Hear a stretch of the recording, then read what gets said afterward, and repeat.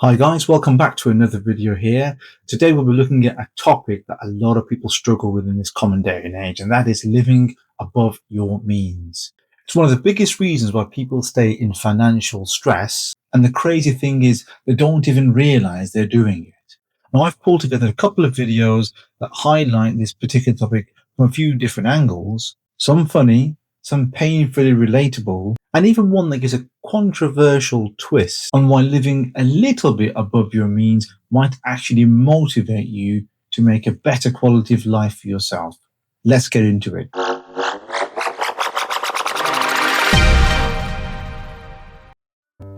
How you make $40,000 a year but you drive a Hellcat?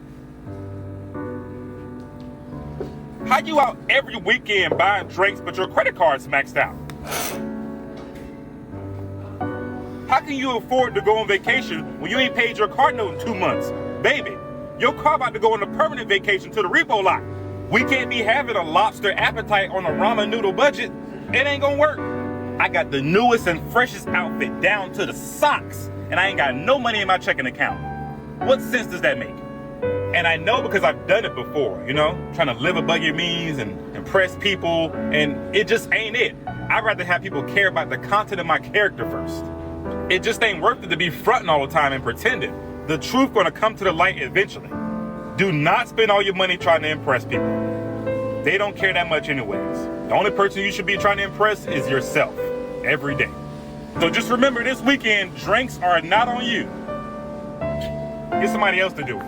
Funny one then, but that's the truth though, isn't it? It looks good from the outside until it actually hits home.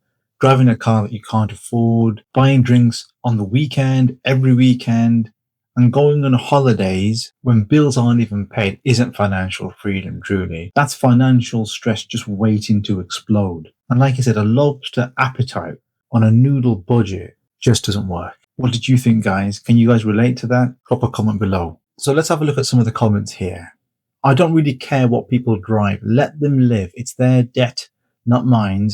I drive a cash car. I mean, she sounds sensible, but I can see where she's coming from. Yeah, people should live their lives, but living it within your means, I think, means you're a little bit less stressed out. I'd rather have the cash than the cash appearance. I think I've got the same mindset here. I'd rather have more money in my pocket than spending every penny and trying to sort of live to society's norms. You only live once. Enjoy your life, because when you die, nothing goes with you. Even if you have money, live your life while you're alive. I think everyone seems to be on the same sort of vibe here. Life is short, live your life. But I think the important thing is you can still enjoy life, living within your means. You're less stressed when you spend less money on things that you just don't need and trying to impress people that don't really care. So, yeah, I can sort of see where these guys are coming from. Let's talk about people that live above their means. Like the ones that get fast food all the time or buy coffee every morning. Or have 3 million subscriptions. And then they're complaining, oh, I can't go here, I can't do this, I don't have any money. Like, literally, there's so many Americans that live above their means. They think they can have a nicer car, a nicer house, all these things, and they're just living in debt, and I don't get it. And yeah, it's hard to live below your means, but it is so beneficial. There was about 6 months that I didn't spend money on anything aside from gas and minimal food that I went to the grocery store to get. I would pack my lunches, wouldn't allow myself to buy any extra clothes. Like, most likely everything that you have currently, you can live well with for a couple months to save money. And the little money that people are spending adds up so much. So next time you're complaining about not having money, maybe look back on your credit or debit card and see how much little tiny things that you've bought. Add that all up, and it's probably quite a lot more money than you realize. So this one really hits home, I think, for a lot of people, including myself. It's not always about the big purchases. Sometimes it's death by 1,000 cuts. The coffee runs, the food deliveries, the multiple subscriptions, one by one, they don't really feel like much. When you add it all up, it can easily go into the hundreds and even thousands. And then we wonder where the money went. So let's have a look at some of the comments on this one, guys. I literally stay in. I ain't doing all that. I guess that's one way of saving money, but I think the creator here agrees. Life is short. People can live above their means if they want to enjoy stuff for a period of time. I feel that you can enjoy life without spending a lot on small things. Yeah, I mean, I've got to agree with that, really. Literally, once you start, you realize how rewarding it is to be able to save more money for the future.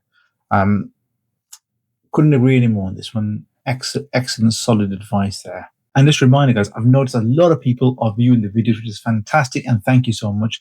But not everyone's subscribing. So please, guys, hit that like, hit that subscribe. I need your support to grow this channel. Let's check out the next one now. 3 signs that you're living above your means. You're always afraid that your credit card will decline at checkout. You're always using your credit card to pay for things now because you don't have the available balance in your bank account. You have very little in savings but can't stop overspending. So a really short and simple one there, guys, but I think it was quite powerful. If you are scared that your card might decline, or constantly relying on credit, or you have no savings while overspending, those are definitely red flags that you're living way above your means. And if you recognize yourself in that list that she mentioned there, don't feel bad. It's about recognizing the signs and making those changes and improving the quality of your life. So I definitely recommend you guys have a look at that. If you fall into that, definitely start making those changes today. So let's have a look at some of the comments here, guys. I'm being called out, and for good reason. Or at least you recognize it. Fair play to you. Well, this said for you, Paige, today. Yes to all of the above. Well, at least you recognize it there. Fair play to you. Help me, I'm so bad at overspending. I think a lot of people are, aren't they? So, a lot of people relate to this, and hopefully they'll make those changes. I have been with this platform for 3 months and they have never failed me in any way. I'm glad. Or you're just living paycheck to paycheck like most Americans in an economy where inflation is increasing. Maybe. So let's check out the next one here, guys. As a woman, you have to keep your lifestyle high. You have to keep investing in yourself and in your lifestyle. Why? Well, living a little bit above your means is going to cost something that you can't really explain by logic, but it works. The thing about women is that once we've experienced a posh or comfortable or more high status lifestyle, it is almost impossible for our brain to survive in anything lower than that. When you live just a little bit above your means, you're forcing your brain to keep looking for opportunities and ways to maintain that lifestyle. Nothing in life is constant, and you have to be smart enough to know that and to have kind of like a safety cushion, but not too much. Because when you're on the way to making a lot of money as a girl and you're single and you want to provide for yourself, you need your brain to be in that mode to look for ways to keep up that lifestyle. I'm not telling you to go and spend all of your money aimlessly, but I'm telling you, you have to become the girl first. And in order to become her, you need to invest in your looks, in your perfumes, in your day-to-day routines, and that will be a tiny bit above your means. But that will also cause you and force you to make it, because there is no other way. Like, you literally have to make more money to be able to maintain that lifestyle and to keep going up. So an interesting one there, guys. I think it's quite interesting. I mean, the idea that living slightly above your means can motivate you to get up to the next level, it's interesting. And there's definitely some truth in that. Sometimes, I guess, putting yourself in an uncomfortable situation can force growth. But here's the danger. There's a fine line between motivating and trapping yourself in debt. I think for some people, maybe this strategy could work, but I think for most, it'll probably backfire hard. I personally don't really agree with this. I don't agree with this kind of method, really. There's going to be better ways of putting yourself in this position. Perhaps look at emulating somebody who has done well in life. That's probably a smarter way. Wanting to reach the same goals as other people around you is a smarter way. You don't necessarily have to spend that money out of your own pocket. So let's have a look at some of the comments then. So that kind of makes sense. I mean, yes, it does kind of make sense, but probably not the best strategy. But I think, someone else is saying true, and someone's applauding her as well. I mean, I think maybe some of the women here might agree with this strategy. Maybe people have already tried it.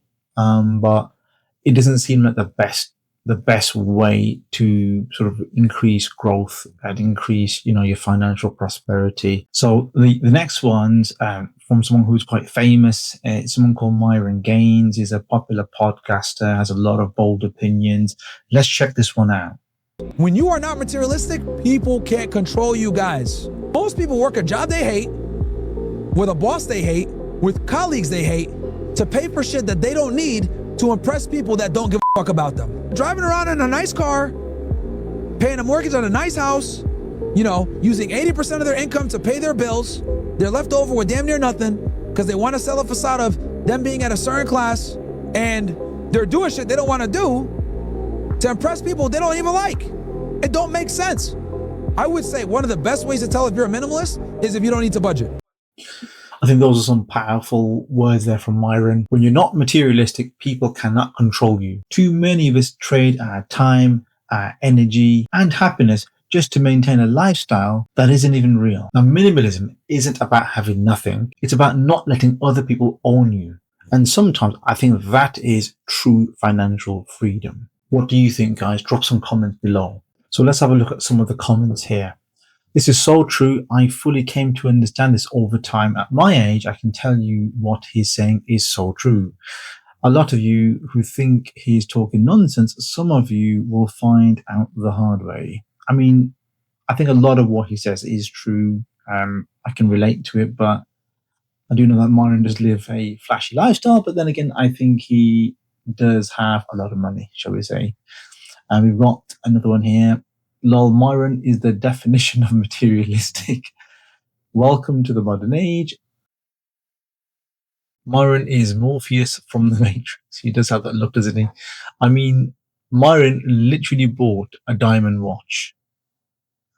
I mean, if he's got the money, why not? Why not spend the money?